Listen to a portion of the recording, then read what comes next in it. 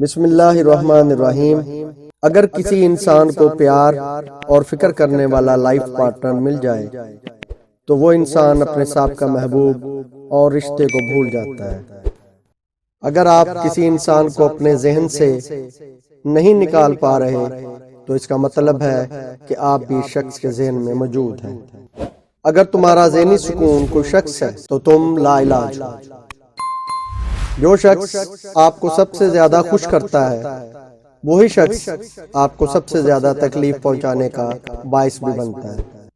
ان تین حالتوں میں انسان بدتمیزی کرتا ہے۔ نمبر 1، جب اسے کوئی اپنا نظر انداز کرتا ہے۔ نمبر 2، جب کوئی انسان بھوکا ہوتا ہے۔ نمبر 3، جب کوئی انسان تنہائی کا شکار ہوتا ہے۔ بات تو سچ ہے مگر ہے رسوائی کی۔ مرد عورتوں کی نسبت زیادہ دھوکہ دیتے ہیں۔ ہمیشہ چار دیواری میں رہنے والی لڑکیوں کے عشق سے ڈرو، انہوں نے دنیا نہیں دیکھی ہوتی۔ وہ جسے چاہتی ہیں اسے بے انتہا چاہتی ہیں کیونکہ وہی ان کی دنیا ہوتی ہے۔ اگر کوئی لمبے عرصے تک پریشان، دکھی یا اداس رہتا ہے تو وہ خوش رہنا بھول جاتا ہے۔ بڑے کام کی بات ہے، رات کو سونے سے پہلے آپ کا دماغ جس کے بارے میں زیادہ سوچ رہا ہوتا ہے وہ شخص یا تو آپ کے غم کا سبب یا خوشی کا سبب ہوتا ہے۔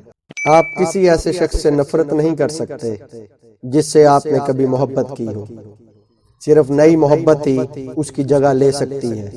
ٹوٹے ہوئے دل کو ٹھیک کرنے کے لیے آپ کی نئی محبت ماضی کی محبت سے شدید ہونی چاہیے۔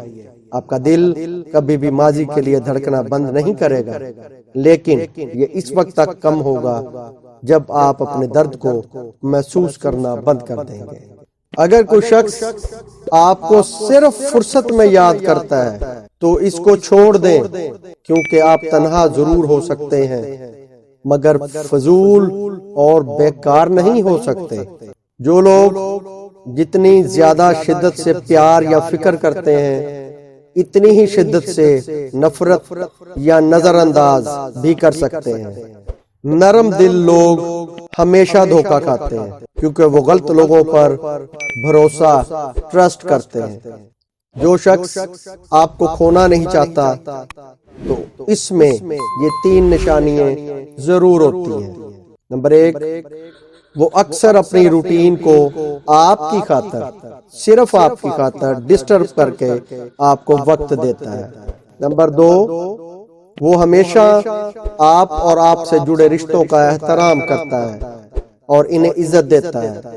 آپ سے کیے وعدے، پرومس اور یادیں اسے ہمیشہ یاد رہتی ہیں۔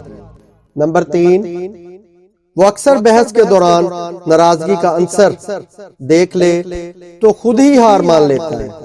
وہ جب بھی مستقبل کے کسی پلان کا ذکر کرتا ہے تو آپ بھی اس میں موجود ہوتے ہیں، یعنی وہ اپنی زندگی میں آپ کو ایک حصہ تصور کرتا ہے۔